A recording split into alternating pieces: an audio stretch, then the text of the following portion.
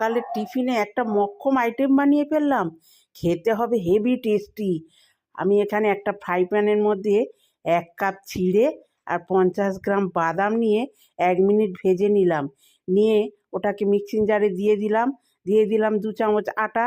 মিহি পাউডার তৈরি করে বোলের মধ্যে নিয়ে স্বাদ মতো লবণ আর রিফাইন তেল দিয়ে ভালো করে মাখিয়ে উষ্ণ গরম জল দিয়ে একটা নরম ডো বানিয়ে নিলাম।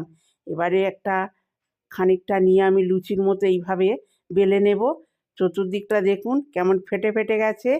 তার জন্যে একটা বাটি দিয়ে মাঝখানটা আমি কেটে নেব। দেখুন একদম পূর্ণিমার চাঁদ। ওদিকে তেল বসিয়ে দিয়েছিলাম, তেলটা গরম হয়ে গেছে, দিয়ে দিলাম। দেখুন একদম ফুলে টগর হয়ে গেছে। এইভাবে সবগুলো ভেজে পরিবেশন করলেই হেভি টেস্টি খাবার। একবার বাড়িতে বানিয়ে খেতে পারেন, খুবই টেস্টি লাগবে।